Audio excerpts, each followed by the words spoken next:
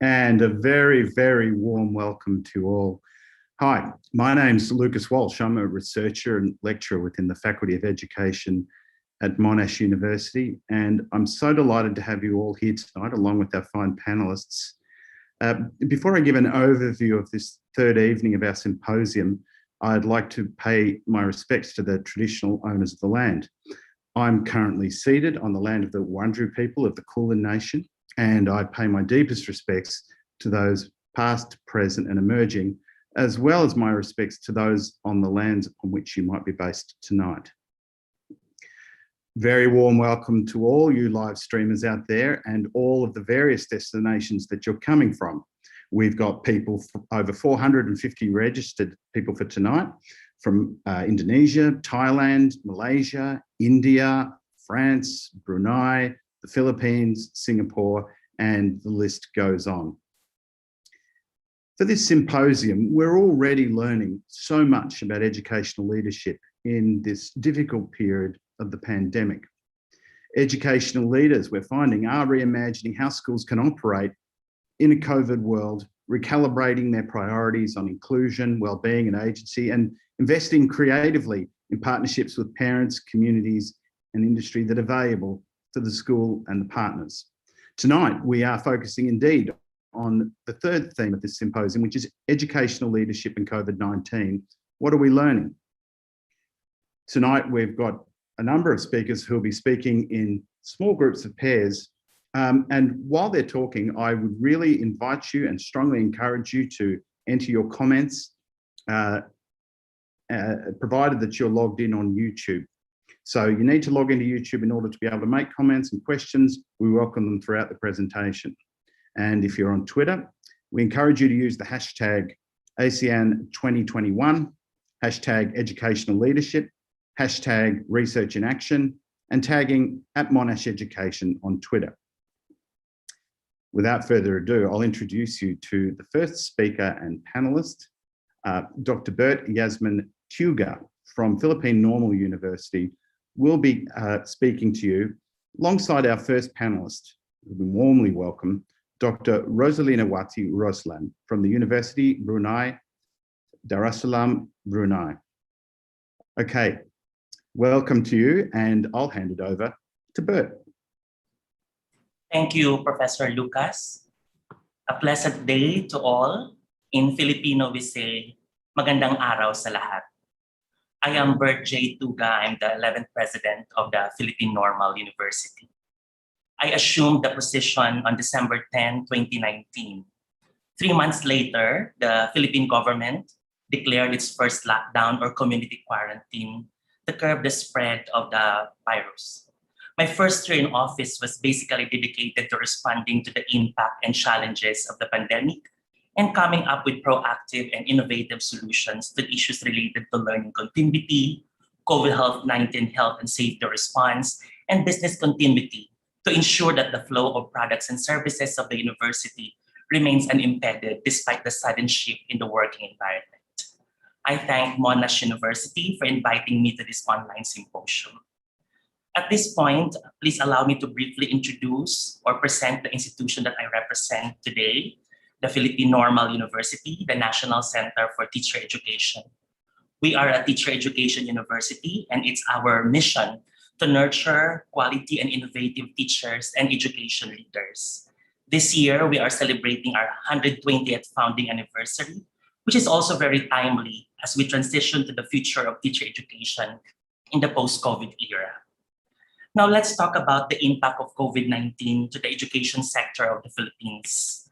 There's a widespread lockdown or closure of schools across levels, both in public and private institutions.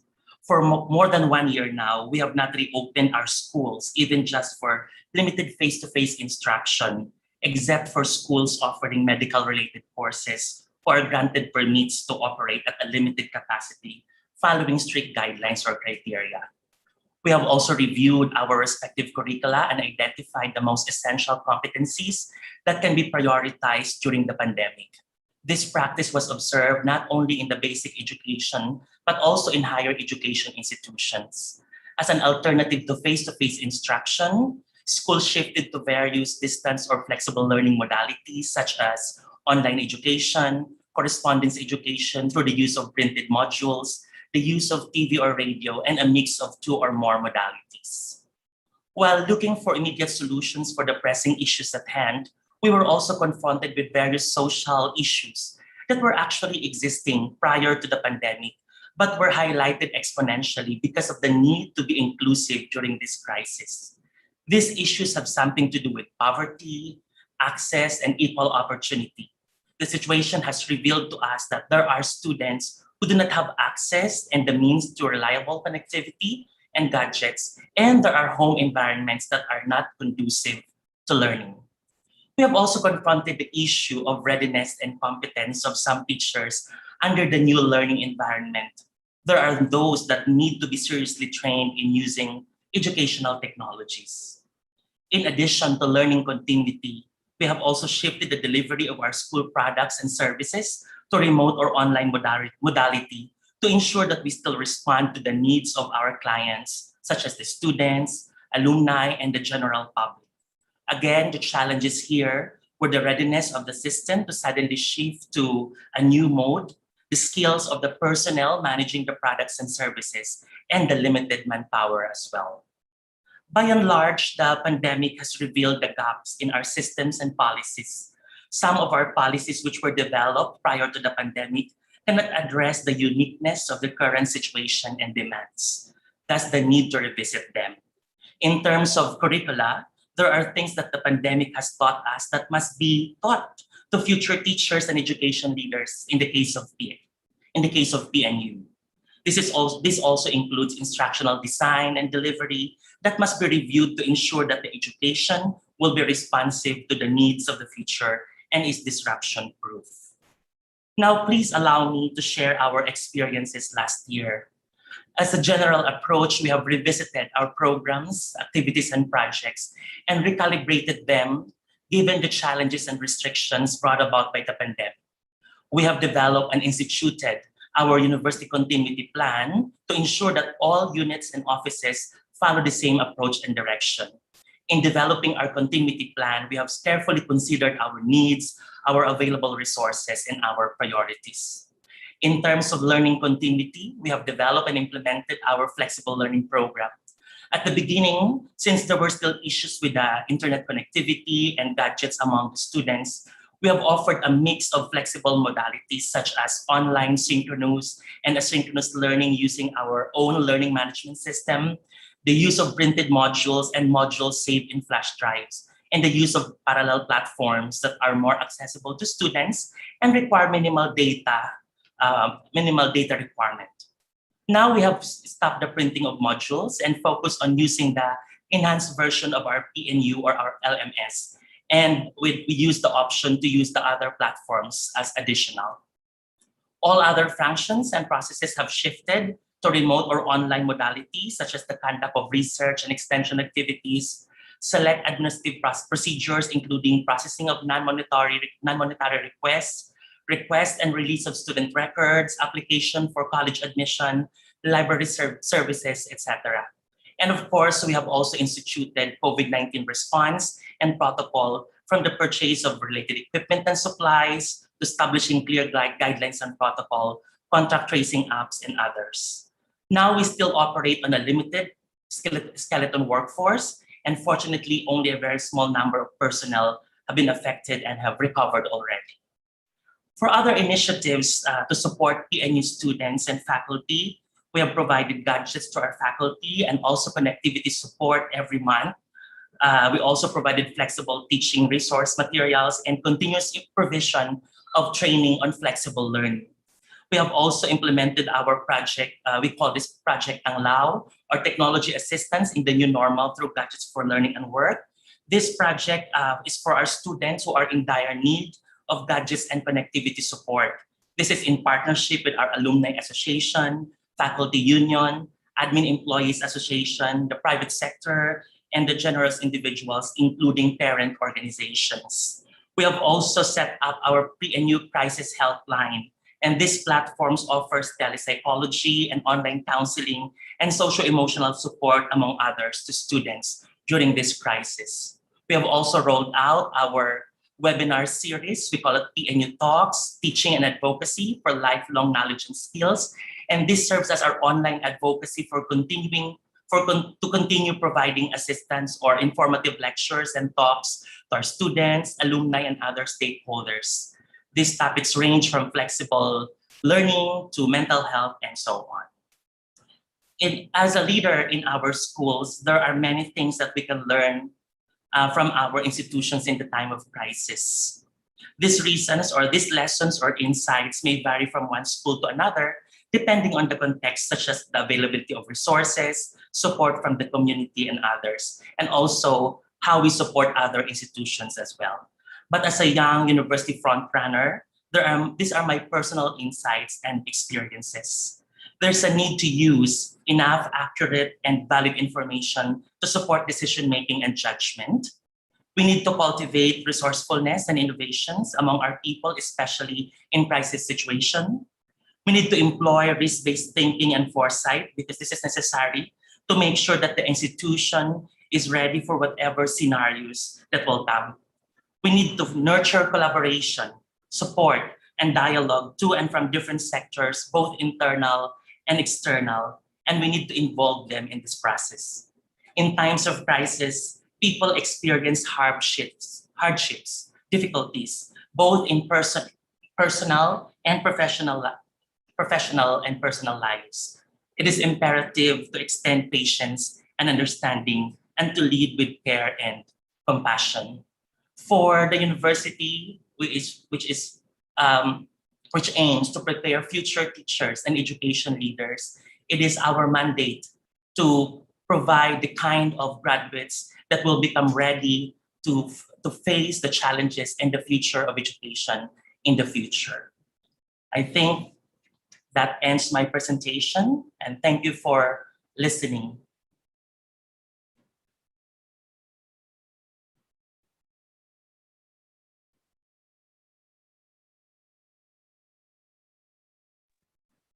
For response and reflection, I'd like to invite Dr. Roslyn to reflect on that excellent presentation by Bert. Thank you, Bert. Thank you so much, Professor Lucas, and thank you so much, Bert, for the very insightful lessons that you learned from the Philippines and PNU specifically. First of all, I would like to thank you of Monash University for inviting me as the representative for the leadership Team 3, presenting from the perspective of UBD, University Brunei Darussalam, as well as from the perspective of Sultan Hassan Al Bolkiah Institute of Education, teacher education in the University of Brunei Darussalam. Let me talk a little bit more about UBD. It was established in 1985. It's a premier national university in Brunei, and SHIBI is one of the oldest faculties in the UBD, and it is as old as the university. And SHIBI became a graduate school of education in 2009, offering master teaching, master of education, coursework, research, and counseling and PhD education. So pretty much we are a teacher education institute, but the only difference is that we are part of the University of Darussalam, whereas Philippine Normal University is its education university itself. Today marked the 364 days the country is free from COVID-19 since the last local case reported on the 6th of May 2020. So tomorrow is our 1-year anniversary free from COVID-19. It's such a blessing and grateful, but we're also not forgetting to pray for our fellow people in other countries so that everyone is also safe from these difficult times from this COVID-19. What we can learn from educational leadership are, I can summarize only for 4 Cs since I only have 3 minutes to respond to your presentation. So I summarize into 4 Cs. The first one I'm going to talk about is the communication, managing clear and good communication flow and consistent transparencies in the timely and effective announcement conveyed by the senior management team of UBD by staff and students via emails and social media platform are extremely helpful in managing the teaching, learning, and administrative aspects of the university. And providing a platform for staff and students to give their feedback is also useful in providing the UBD and our Faculty of Education in managing the faculty during the pandemic. And this systemic change of policy took place in managing the core business of the university were 3 days after the first case of COVID-19 reported in Brunei, which was on the 9th of March 2020. UBD quickly transitioned to an online mode of teaching to prevent widespread COVID-19 on the campus, which is the same like PNU. One of the lessons that we learned from here is the clear directives from the senior management of UBD, which is the core business to run smoothly, and online mode of teaching and learning is made possible with the existing learning management system. Bear in mind that during the first case of COVID-19 in Brunei, it was on the 9th of March. Majority of the schools, secondary schools, primary schools were closed down, except for university, where we changed into online mode of teaching and learning. So the university didn't close, we just continue, but changing the modality into online teaching and learning. Continuing from there, we have this Canvas, a learning management system, which was introduced in 2014, where academic could upload teaching resources on Canvas and students could access resources and assignment easily. So asynchronous and synchronous learning could occur via Big Blue Button and other online conference tools such as Zoom and Microsoft Teams. The second C that I'm going to talk about here is collaboration. The initiatives made to collaborate with different stakeholders such as academic staff, administrative staff, students, the Ministry of Education itself, and other external parties are indeed helpful in overcoming the issues faced in the running of the teaching and learning faced by the academic staff and students, and providing general guideline on the teaching and learning and online teaching starter pack and step-by-step guides online on online lectures are helpful for the academic staff and students. There was also a collaborative effort by the academic staff willing to volunteer in giving workshops on how to conduct online teaching and learning, which was made possible with the Teaching and Learning Center organized by UBD. And recently, some of our academic staff from SHIBI, our faculty, were involved in the Digital Classrooms project organized by the Ministry of Education to train teachers from primary, secondary, sixth form centers to do blended learning and use technology for teaching and learning, which is the same case like PNU, giving support in giving workshops to train teachers in using technology. In this case, there's also a support given to underprivileged students who are not, who do not have any personal computers or laptops and proper internet connections at home, and just relying on their mobile data, internet data to surf online. In this case, sponsorships were acquired from UBD alumni, government agencies, internet service providers, and partner stakeholders to donate SIM cards and laptops to these students. The third C that I'm going to talk about is compassion. We share the same sentiment. Compassion is indeed very important value during this time of difficulty.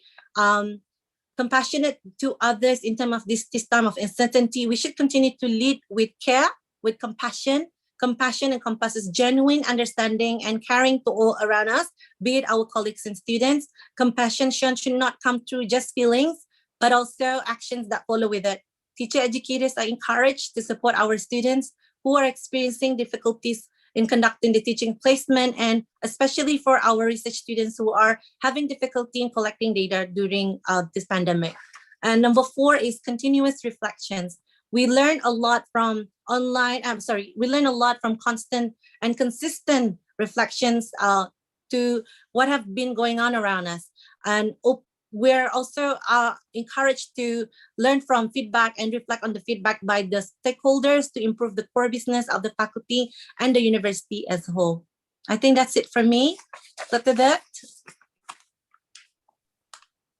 Thank you so much. Thank you to both of you for that very, very comprehensive and interesting start to the processions tonight. The thing that struck me about what both of our guests have said is about that the response to COVID-19 involves breadth in terms of mobilizing different partners, different actors within the education ecosystem, but also the depth of understanding the challenges faced in relation to inequality, but also from emotional and educational backgrounds. We're very privileged now to invite our next presenter and respondent. I warmly welcome Professor Thuy Nguyen from Vietnam National University, and for response and reflection, Mr. Roger Schultz, who's principal of the Alice Smith School in Malaysia. Thuy, I hand it over to you.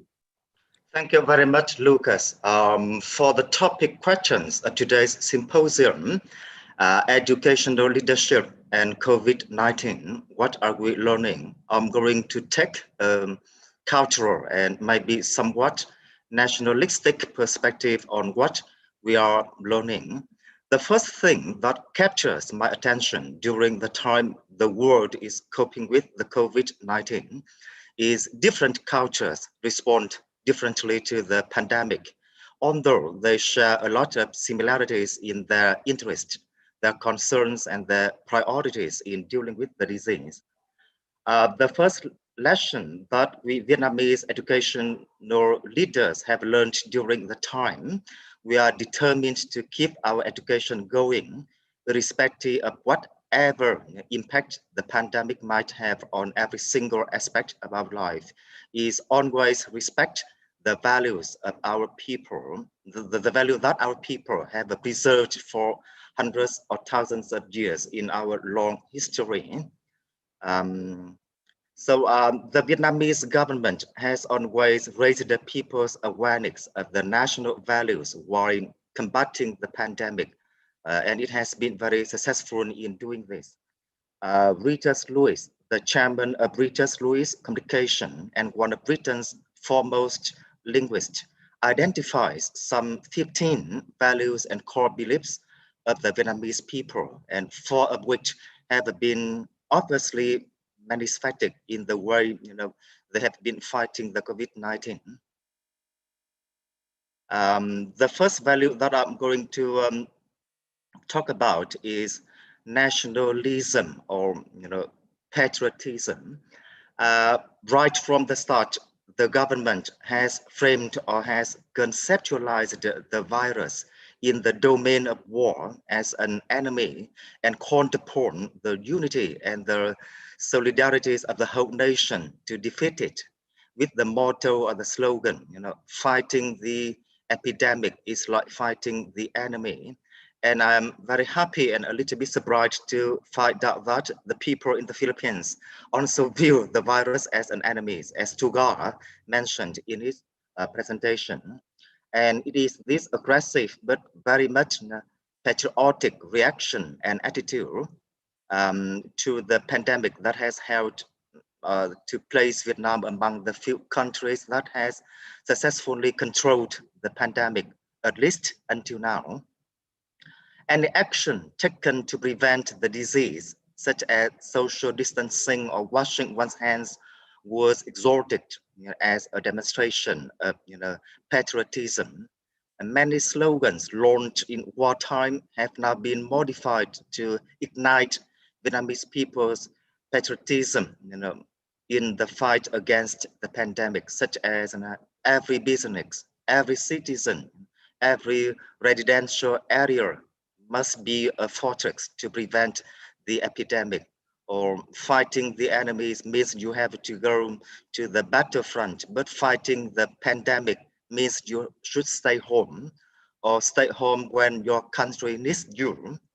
And a viral propaganda poster created by an art designer communicated the message to stay home is to love your country.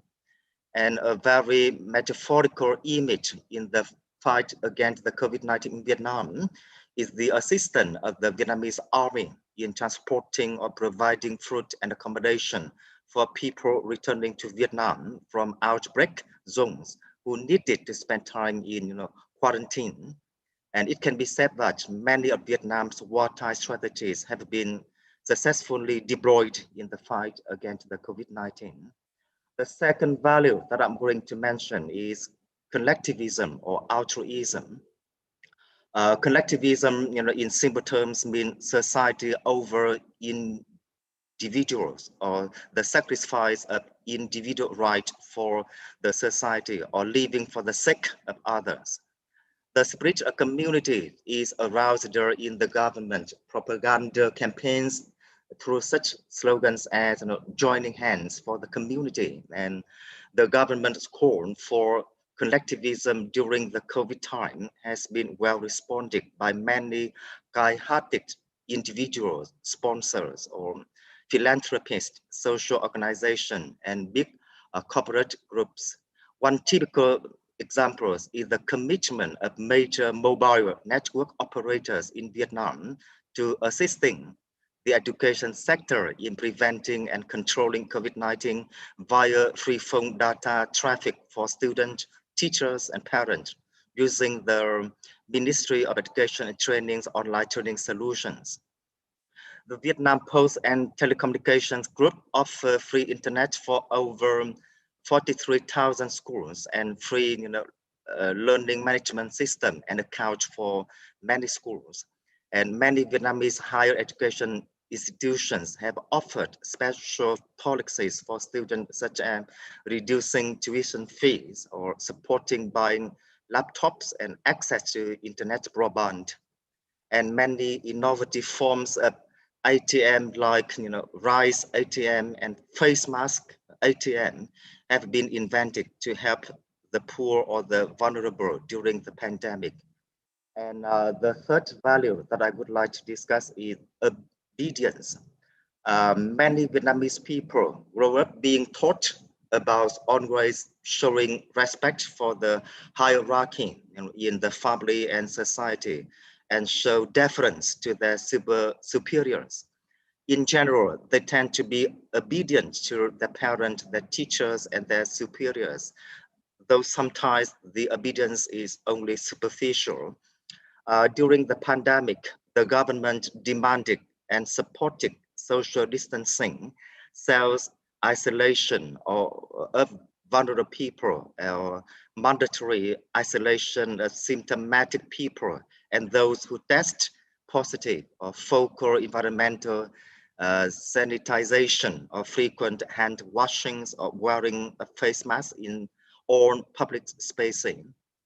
The Vietnam government top-down approach to leadership has won its people's compliance because they saw the benefit for the community in doing so. And this approach to leadership has made Vietnam win the anti-virus war.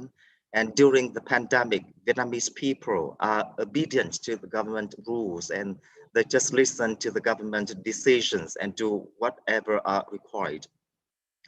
The Australian Strategic Policy Institute said decisive leadership, accurate information, and community solidarity has helped Vietnam to successfully put the pandemic under control.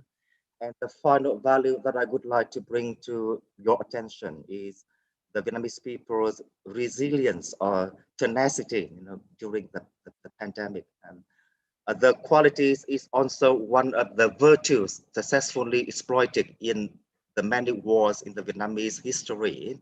It is the resilience and tenacity that has spiritually or psychologically pushed them forward in times of difficulty. And there's a famous saying in Vietnam, literally meaning in times of trouble, wise solutions will appear, which is synonymous to the English, no difficulties, no discovery, or obstacles lead path to creativity, or necessity is the mother of invention. And one example of this is the story of the student in the mountainous areas in the north of Vietnam who built tents on hilltops kilometers away from home to get internet signals for their study.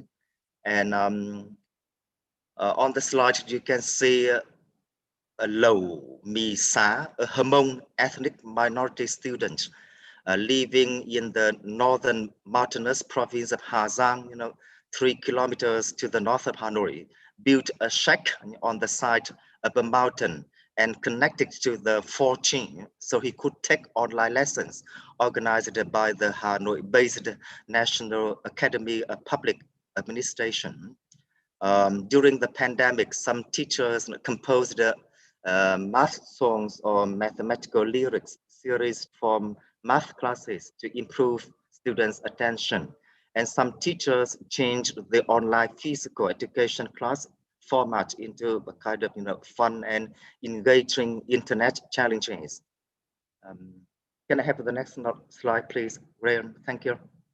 Now, what the pandemic has taught us is, be better prepared for the future. And there are at least And I think that we can do to be more proactive in the future. The first thing is there should be a well-designed alternate plan for education management in case of epidemics or natural disaster or war conflict. More specifically, there should be a timetable and exam schedule in case an epidemic or natural disaster occurs. There's no need to adjust at all, simply follow the alternate. And there should be some regulations for online classes or enhancing the role of social sciences and humanities. Social sciences and humanities play a significant role in high schools or universities and contributing significantly to the creation and growth of values such as patriotism, kindness, hard work, integrity, and accountabilities. And there should be student support programs and parent-school relationship. And we should apply online television-based teaching programs, and training teacher in terms of online teaching methodologies and skills. And one more thing that we should do, adjust the Vietnam overseas study policy. So the government should allow more Vietnam-based international universities or schools, which guarantees the student international learning outcome while not separating them from their home country, and also accept the online learning result provided by international prestigious institutions. And finally, there should be more kind of collaborating among related industries using interdisciplinary experience in collaboration with the postal and telecommunication industry to develop preferential network usage policy for students and teachers during the epidemics. So that's the end of my presentation. Thank you for listening. Over to you, Roger, for your response and reflection. Thank you very much. Thank you, Professor Tuan. Very interesting to hear your comments on the situation in Vietnam, considering the situation that we are particularly facing now in Malaysia. It's fair to say that I speak more from my experience as an international educator in Malaysia, in the context that I work in a private international school.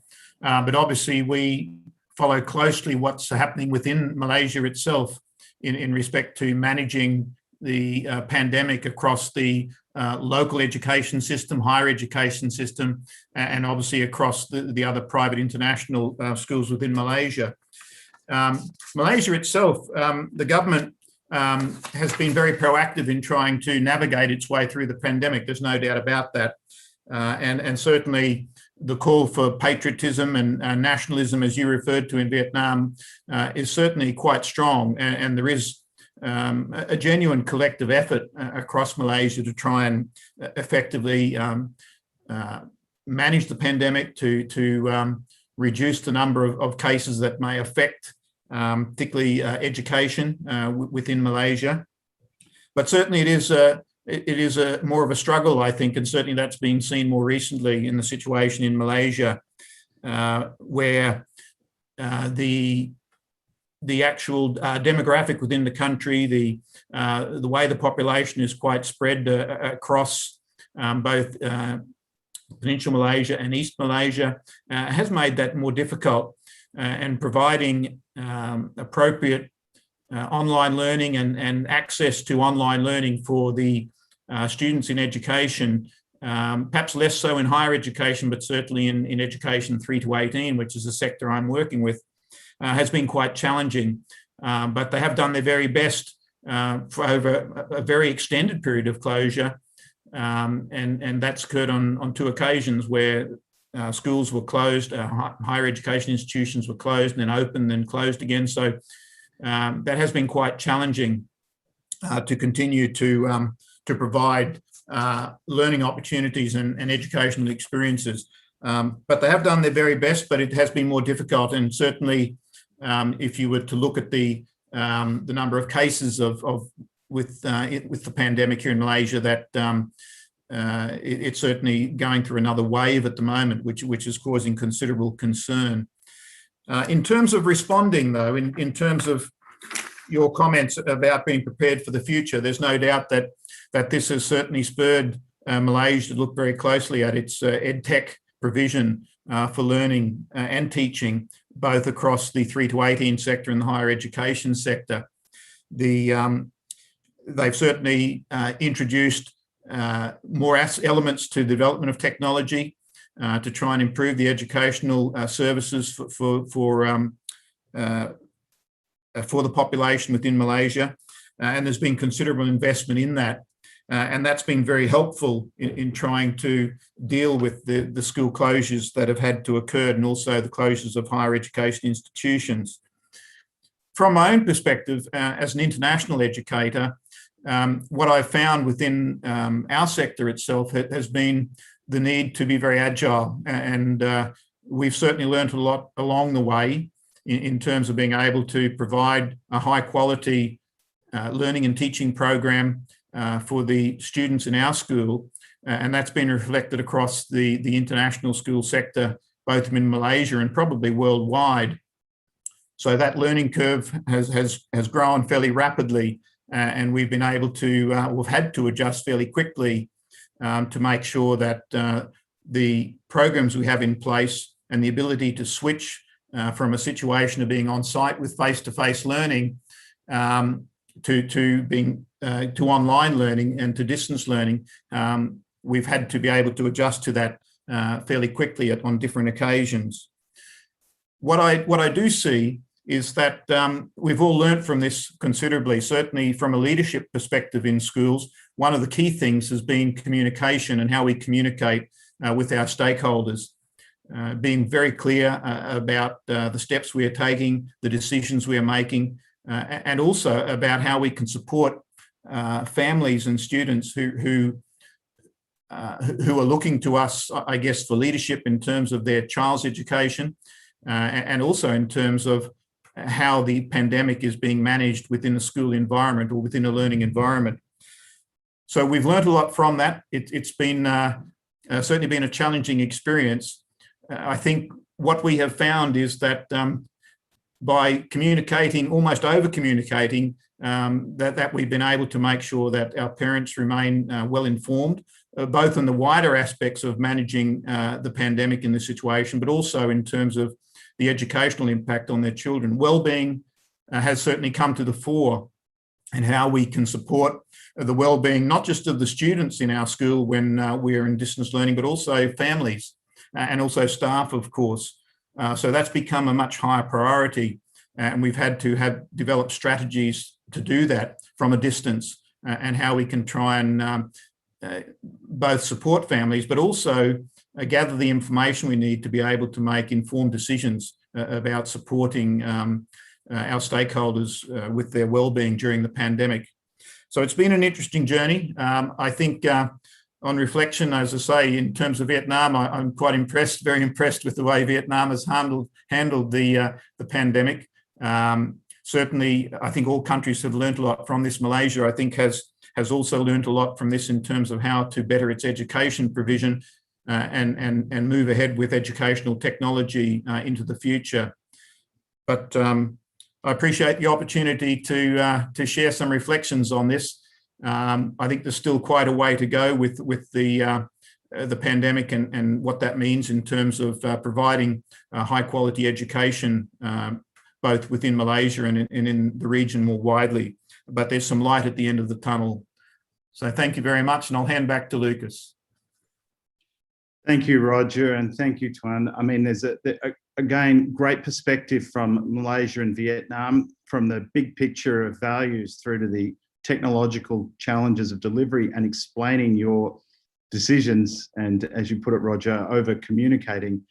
The scale of the pandemic and of our responses is sometimes evident in the smallest details. And I noticed Arif had commented during the presentation that the rice and mask ATM image provided by Tuan gives a sense of the scale of that response in the small detail. Thank you both so much. Without further ado, I'll move on to our next presenters, which include my colleagues, my beloved colleagues, Associate Professor Graham Parr and Dr. Nicola Sum from our faculty, and our third panelist, Dr. Nikma Nurbati, who is from the Ministry of Education and Culture in Indonesia. So I now hand it over to you, Graham and Nicola. Thank you, Lucas. Thank you. It's wonderful to have all the rich insights from our co-presenters and panelists already this evening. And for us, really, Graham and I are hoping to share some of the Australian story to add to the ASEAN tapestry that's already building tonight. So go to the next slide, please, Graham. Thank you very much. And so we thought we'd start by just sharing these many dimensions of educational challenge that are being triggered by COVID-19. And we're representing here the different points of direction and instruction and guidance that have been really coming at schools and coming into spaces where educators are trying to work. And so in Australia, and more specifically here in Victoria, we also experienced the disruptions and the upheavals through COVID. We're very fortunate at this time to be in full face-to-face teaching, because we're also aware that there are other communities and neighbours close by in Asia who are really struggling and overwhelmed at the moment, and our thoughts are with them. So Graham and I will speak tonight about our Victorian context, about work we're doing with local principals here, and 4 key aspects that have arisen through that. And those are professional learning, quality, community leadership, and care as a real core driver to practice. So over to you, Graham. Thanks, Nicola. What an interesting discussion we're having already. And I think one of the things that's going to come out of some of the things that I've got to say today is some of the points of commonality, but some of the points of contrast between countries in the ASEAN region and around, like Australia. So for each of the 4 key points that Nicola and I are going to speak to in our 10 minutes, we'll show a quote from focus group interviews that Nicola conducted with school principals during the first period of lockdown in our state of Victoria. The quotes give a flavour of the concerns expressed by the principals about educational leadership during COVID. So one area of concern was professional learning. Now, we know from the literature that one of the key ways to promote the learning and well-being of a student community is to promote the learning of the professionals and school leaders in that community. And this was coming out in some of the more recent presentations we've had. So in pre-COVID times in Australia, the mantra that shaped much of the professional learning, particularly in relation to schools, was standards and standardisation. Despite superficially valuing diversity in Australian schools, and there's an enormous amount of diversity in Australian schools, our governments typically urge school leaders to look to their Department of Education for direction on what was important to learn and when. And so there are clear connections there with Vietnam. But then something interesting happened when COVID came along. COVID actually challenged and disrupted this mantra of standards and standardization. So rather than a sense in which everybody started to try to work together in a singular kind of mandated patriotic way, this was actually a disruption of a centralized way of thinking about education and about leadership. So in many cases, government directives were given low priority as schools instead focused and concentrated on the demands of their particular school community. And indeed, in many respects, they were right to do so. As the principal in this quote observed, there were no bureaucrats or external experts traveling to schools to tell them what they should be doing to meet the standards. And so often the focus of professional learning shifted away from these generic standards, and the focus became instead, how are our students being? And how are our teachers being? What's going on in our students' home community? And what can we as leaders and teachers do to meet the needs of our young people, our teachers, and our leaders? It's so interesting that in Australia, the uncertainties and the trauma of COVID jolted schools and school leadership to reconsider what was the higher priority: professional learning standards that are centralised and that force teachers to be more compliant, or professional learning about the immediate well-being needs of their community and how to meet them. And it's so interesting to think about the sort of the comparisons there and the contrasts, because it's not a simple comparison between countries, but I'm telling you the way that it felt from within Australia. So this is interesting because that leads on to our next issue that we wanted to talk about that came out of those interviews that Nicola conducted. And that was in relation to quality. So COVID actually prompted school leaders and schools across Australia to rethink what's meant by quality in education in many respects. Many of the usual default measurements of educational quality fell away during 2020. The traditional tools for measuring quality that we relied upon pre-COVID were in some instances rendered inadequate or unhelpful, and often dangerous in respect of the face of the pandemic.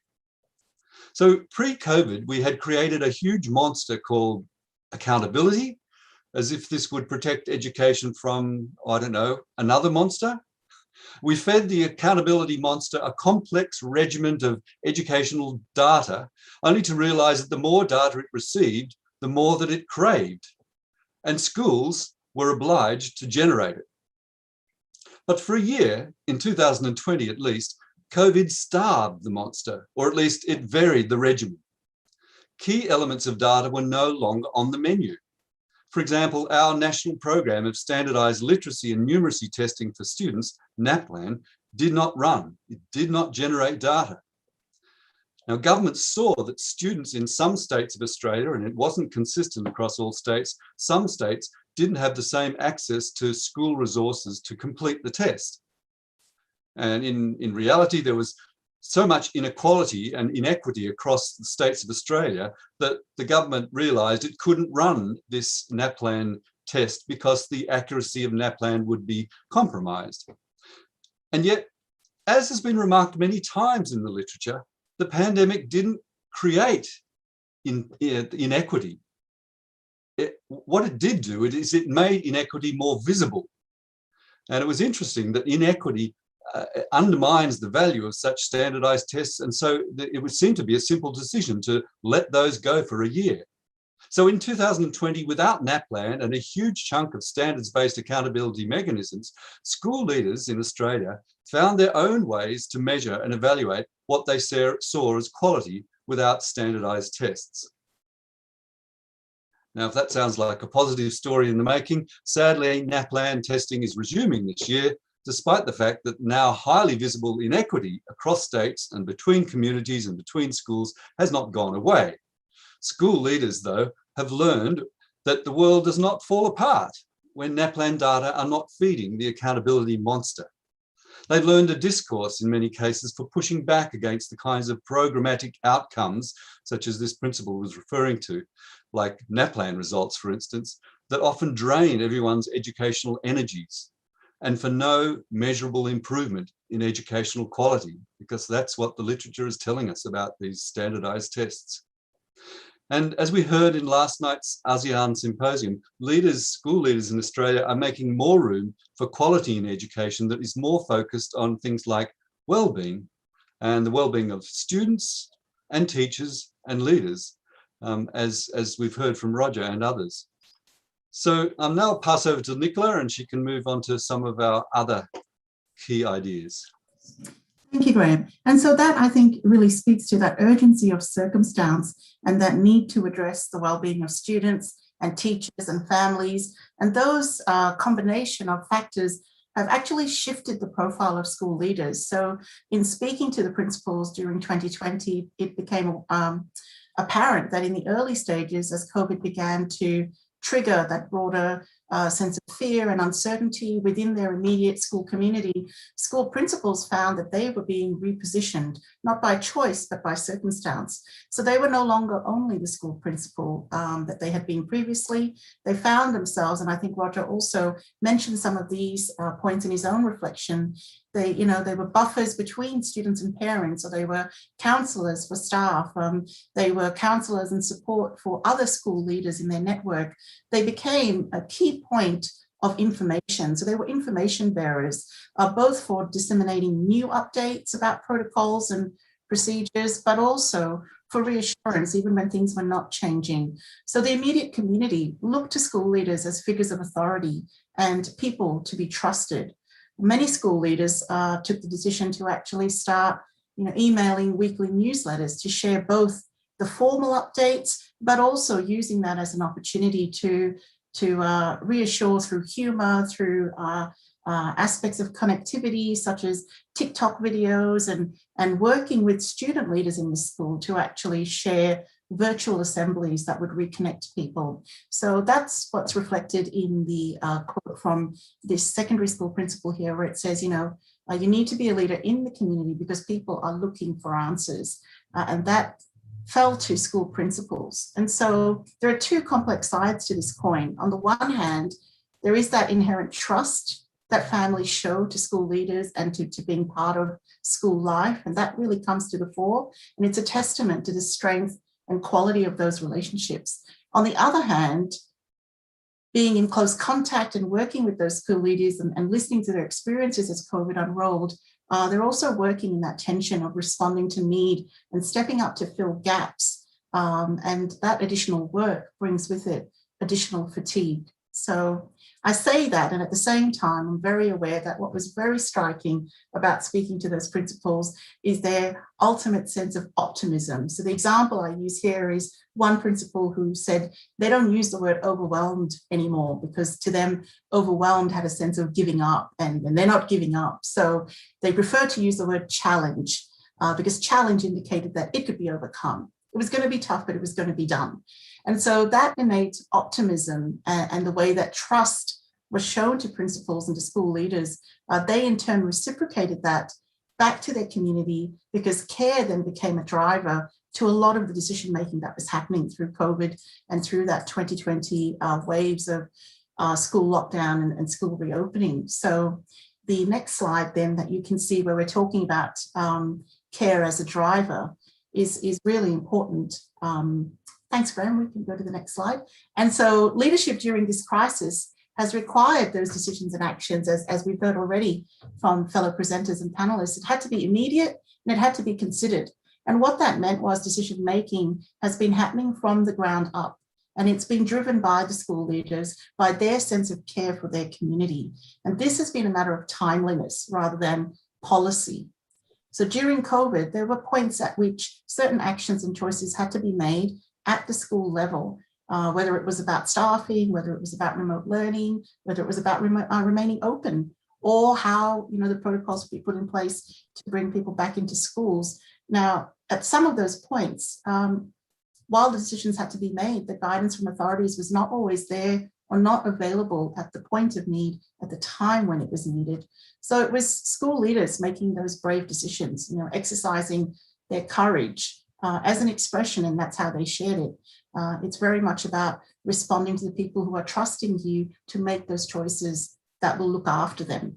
So here again, there's that tightrope, I think, for school leaders where on the one hand, they are very aware of what their community is asking, requiring and needing, and they want to respond to that.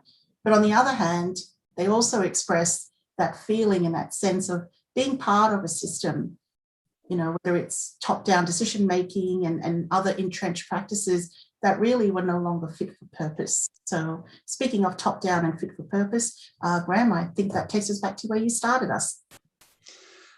Yes, so just briefly, I'm conscious we've got a little bit over time, so I thought we'd just quickly show you this slide for what we are learning about educational leadership, particularly when speaking with that group of principals from Victoria, as Nicola was.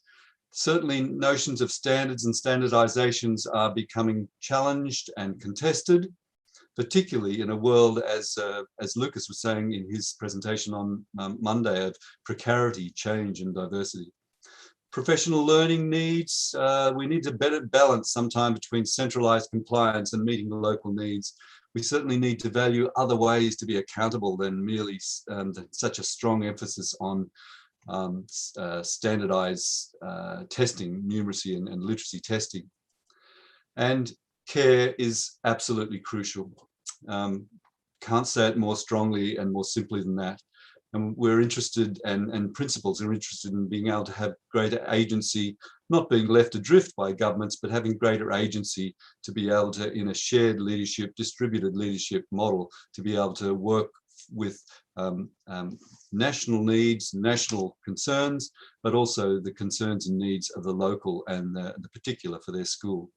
So I think at this stage, Nicola and I might hand over to Nikma, and we welcome your thoughts about this, Nikma, from where you're living. Thank you very much. It's really wonderful to listen to Prof. Graham Parr and also Dr. Nicola presentation. I'm Nikmah Nurbaiti from Central Java, Indonesia. What Dr. Nicola and Prof. Graham Parr presented, it is we are facing now. The situation challenges the principal as education leaders to empower himself to be the real leader. In Indonesia, we face the same situation. Started in March 2020 or 2020, all schools suddenly were closed. School examinations were done online, students studied from home, teachers had to teach online class. It was shocking for students, parents, and teachers. Teachers suddenly had to migrate from offline learning to online learning. Young teachers who are really digital native find it very easy to migrate. But other teachers who are not really well literate in IT found it shocking. It was hard for them. How about the principals? Principals as education leaders had to take quick and also good steps to guarantee that students study well and learning and teaching process could run well. Principals in Indonesia then refocusing the management, changing the plan and restructuring school activities and financial management. Started in October 2020, local government initiated to reopen school with very strict criteria of health protocol. And then school leaders must take the responsibility to make the student and teachers stay safe and healthy. No COVID-19 cases, start the reopen teaching process. But again, school leaders are forced to implement their leadership. A true leader is to overcome the crisis, right? Reopening the school is very risky. School leaders must guarantee the student and teachers discipline in health protocol. And parents as well, because if the students are not disciplined at home, they may be the carrier from home cluster to school. And now the society demands very high commitment from school leader in reopening the school. Or otherwise, the student will keep on learning from home and we wonder that something is missing. Can the student learn well from home? Can they shape good characters and they keep learning from home? From this pandemic, we learned that being a school leader in this pandemic era, the school leaders are challenged for managing curriculum target, like what Prof. Graham Parr discussed, standardized or unstandardized. In Indonesia, the students' competence, student character, and student knowledge and skills are really the target. But we must not, or we should not get 100%. We are given opportunity to maybe 90% or maybe 95% because of the situation. And then the school leaders also have the responsibility to improve teachers' competence to teach online classes or blended learning or hybrid learning. School leaders also must be able to manage safety of the student and teachers and staff when they reopen the school. Educating parents and community is also important thing about the health protocol.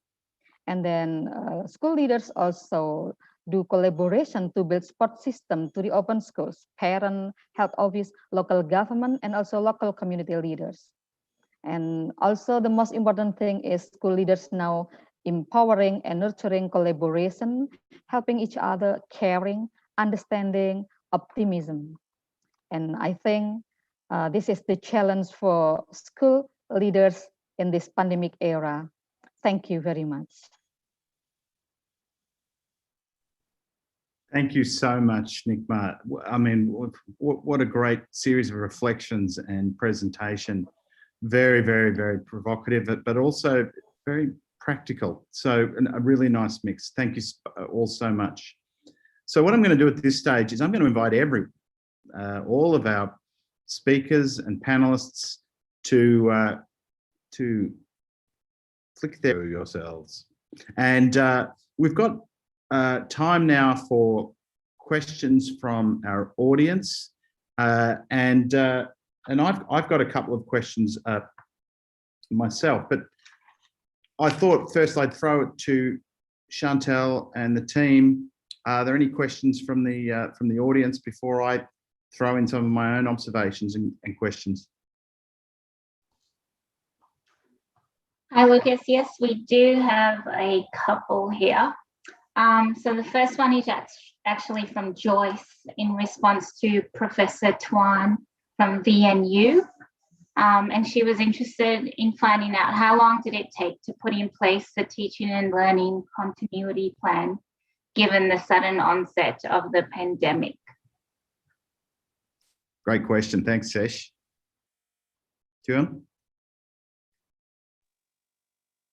Thank you for the question. So, in fact, the Vietnamese government has planned, a kind of alternate schedule since the start of the pandemic, and they are now on the way to, finalize that plan. So I think it will work in a few months' time. It's certainly been very, very effective, hasn't it, Toon, in keeping the number of infections down. It's been staggeringly impressive. Indeed, very, very impressive. I was just to add to that quickly that I was really struck by, in the diagram that you put up, a possible intersection between the collectivism as a kind of an overarching value and the resilience. In Australia, we tend to think of resilience as something that emanates largely from individuals. Their capacity to bounce back suggests that resilience is, as importantly, socially derived from other people, teachers, caring peers, and so forth. Do you see an intersection between resilience and collectivism in that way? Oh, yes, sure. Resilience and collectivism has some common element, just like when you think more about the other people, or you always think about the sake of other people, you tend to be more resilient, and you try more for not only for your own sake but for the sake of other people. Mm-hmm. Fantastic. Okay, thank you. I'd invite any other comments or reflections from the panelists, or otherwise we'll throw back to Sesh for some questions. I would like to comment on the resilience, and it's one thing that we've noticed, the resilience of students actually from 3 to 18, that online learning, distance learning, certainly for the youngest children in schools, it can be very, very challenging, and for families as well. You really need the help of an adult all of the time when you're working with 3 to 6 year olds in that sort of circumstance. And so what we've noticed is that it's helped to develop both connectivity but also resilience within family units in many respects, because of the required to support them with distance learning so that they could continue to make progress and the aspects of being able to learn online. So that I found quite interesting as a school leader, as to it also helped, I think, parents to connect more closely with teachers themselves in understanding more about what the profession, what is involved in the profession. And certainly when you have to move to online learning, that collective resilience comes through from that triangulation between parents, the student, and the teacher in school. A perfect illustration, Roger, and I can relate to that very closely as a parent of 2 young children, having gone through that, but also the peculiar experience of watching my teachers directly teach my children, which really did close the circle in the way that you're describing. Sesh, Graham. I was just going to say this interesting interconnection between resilience as a sort of an individual quality and the fundamentally social dimension of resilience. In fact, in terms of leadership, leaders have realized, given the pressures and the challenges and the trauma associated with COVID, that they needed to be able to reach out and connect with other school leaders. They felt, as Nicola had said, they felt sometimes that it was difficult for centralized government to actually provide the leadership they needed, but that they really hungered for that connection with the other leaders. So what they found was that sense of connection that helped them with a sense of resilience, but it also provided a really powerful knowledge model of this is the way better leadership can happen into the future. So I think that's one of the other really optimistic things that's come out of this COVID, the sense in which resilience comes not just from an individual, but from leaders in schools and between schools working together. It's a really powerful message, I think. Powerful and fascinating. Thanks, Graham. Lucas, Professor Lucas. Yes. Yeah, I just would like to say something in relation to what Professor Graham has mentioned, because me as an education leader, as president of an institution, it was very important during the last 1 year that we really collaborate and talk to other leaders of institutions or universities that might be applicable to our own institutions. And it also feels like you have the confidence in making your decisions because other leaders are also finding it the same way, or probably they have developed it better than yours, that you can actually benchmark. Yeah, very, very good point. I have a comment from Maggie, just congratulating Dr. Sums and Nicola. Excellent research revealing unique information from Victorian school principals. Just a comment from one of our audience. But just to follow on, I've got a question for you, Nicola. And it was in response to your presentation. It's interesting to hear about the readjustment of priorities as a result of the crisis.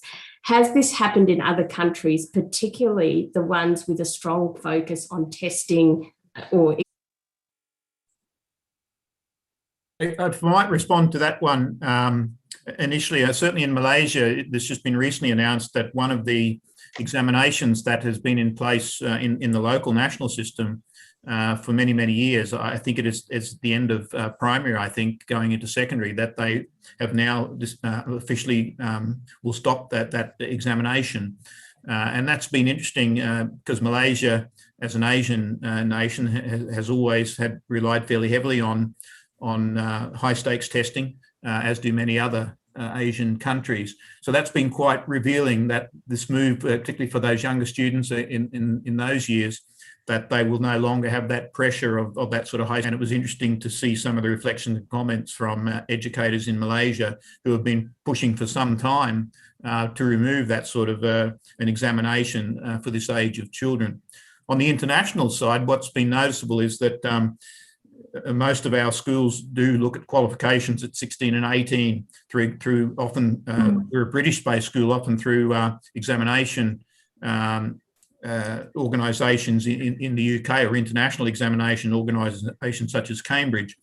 And that's been changed as well, because those exams couldn't go ahead during the pandemic. So it was interesting that it was put back to schools to come up with their own internal assessed grades or teacher assessed grades. So putting that professional onus back onto teachers, which was a good thing to do, and take that away from sort of an end of educational experience, high stakes exam at the end. So just some comments there about the situation with examinations and high stakes testing. Thank you, Roger. So, are there any other observations? As the question suggests, it's interesting to hear about the readjustment of priorities as a result of the crisis. I would put one personal observation there. I've been thinking a lot about the quote that that the crisis and crisis in general don't necessarily make characters, reveal it. And what emerged out of Graham and Nicola's presentation were, there was the quote there that I took note of: we have to balance well-being with programmatic outcomes. This was something that was always beneath the surface, but definitely became revealed, during the process. And I'm wondering if our presenters from other countries noticed anything similar. And Roger was talking along those lines. Tuan, did you notice that in Vietnam, for example? I would like to talk about something that Roger has mentioned earlier about some adjustment in the examination.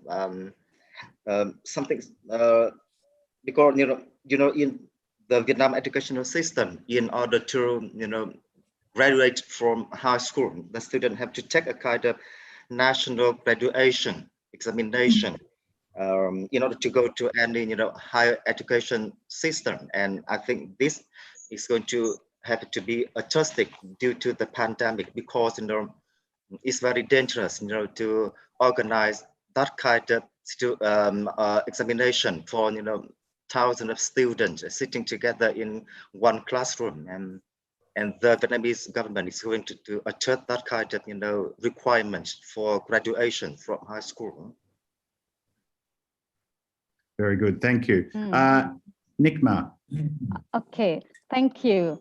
Talking about standardized and unstandardized that Prof. Graham Parr presented, and then also some question about how school that is strong focus on testing and examination. I would like to share that in Indonesia, this year we don't have national examination. Last 2 years, there was national examination to make standardized exam. But now, because of the pandemic, we don't have national examination. So the student graduate from their school depends on school examination. It is done by the teachers and school only. So there is no national examination. This is the result of this crisis. And then the second, we also make special curriculum for this pandemic. We simplify the curriculum. We call it specific curriculum or simplified curriculum for this pandemic. This is what we do in Indonesia now. Thank you. Thank you, Nikma. Fascinating. Rosalind. Thank you. From talking about the national examination, as we already have like 0 cases since last year and the situation of COVID-19 was controlled, we proceed with the national examination, Cambridge O-level examination, A-level, as well as the at the end of this year 6, students sit for the PSR. So we did assessment, but what I'm going to talk about here is just about assessment for learning. That is quite a challenge for the teachers faced during the COVID-19, during the school closure. Especially teachers were not sure how to conduct assessment for learning, especially giving timely feedback to students, and parents were complaining like students were given work and tasks to do, but they're not assessed timely. So that is the difficulty that what the teachers are facing right now, that moving away from the examination, which is assessment for learning. Fascinating. Thank you, Rosalind. Any other observations at this point, Graham? Yeah, it's so very interesting, Rosalind. I mean, one of the interesting things might be, as COVID worked in strange and mysterious ways, and often, terribly disrupted and traumatic ways. But when there were positive outcomes, it was the sense in which there was an urgency or a push for a dimension of teachers' practice or thinking about curriculum that was thought about more creatively, and that sometimes we were talking about in yesterday's symposium the sense in which so many teachers, because they were forced into a position that they had to use digital means to facilitate their teaching online, they learned a great deal, and that sometimes the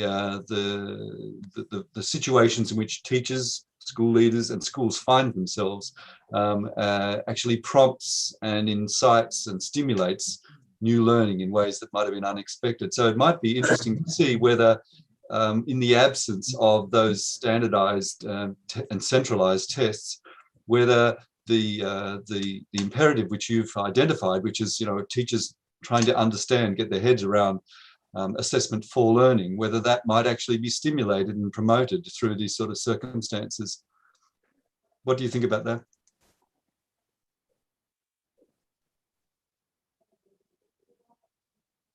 Yeah, I was like, sorry, assessment for learning. I think it's still it's still a challenge for teachers right now. And then but teachers are now tend to be creative, more creative right now, like finding ways how to conduct assessment for learning online.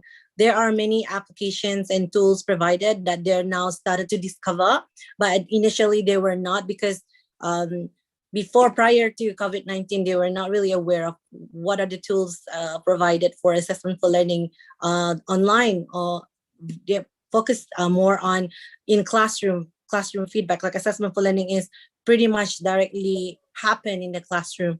But right now, with the convenience of social media and application, there's an avenue for the teachers to learn how to give assessment for learning right now for the students. We also in Teacher Education Institute, we're now training our student teachers, our candidates, how to conduct assessment for learning through sharing platforms during the professional practice seminar, where they were sharing experiences.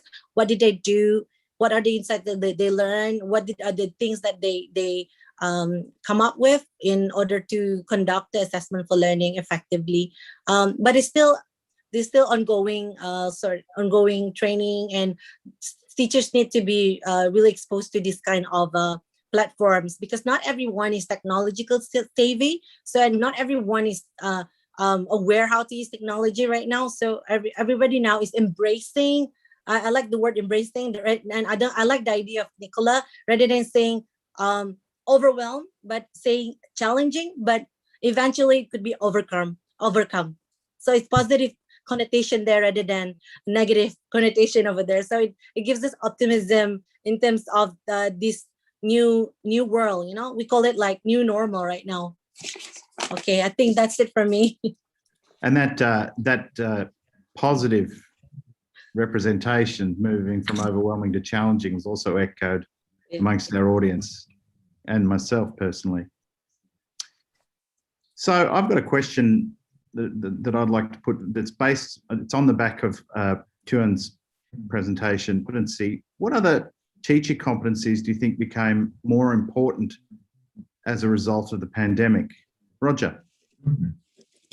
Thanks, Lucas. Just to comment on the assessment for learning, actually, I think there had been two key challenges that teachers have had to make quite massive strides with during the pandemic, with distance learning, not being face-to-face with the children that they teach. And one has been assessment for learning, about trying to gauge that level of understanding and whether or not children have actually understood concepts and skills that may have been demonstrated. It's within a classroom environment, the nuances of having that face-to-face contact. Teachers have the art of being able to pick up on that much more quickly. So that's one aspect, and that's been quite a steep learning curve in terms of how can you best do that when you're not face-to-face with the students. And the other one has really been the concept of hybrid learning, where you've had parents who have perhaps chosen to keep their children at home, even though you may be open. And so you have to really be able to deliver learning both face-to-face in the classroom as well as to those students who are at home. And so that has been another quite a steep learning curve. Coming back to your question, Lucas, I think for me, or for our staff, it's really been continuing to advance professionally. So much has been on the ed tech side of being able to upskill and deliver learning through a virtual environment. So continuing, that's obviously been a key aspect of the learning, but the wider aspects of their continuing professional growth has been more difficult, because so much of that is dealt with through those personal interactions that you have within the learning environment. So I think that's been something that has been more challenging for them.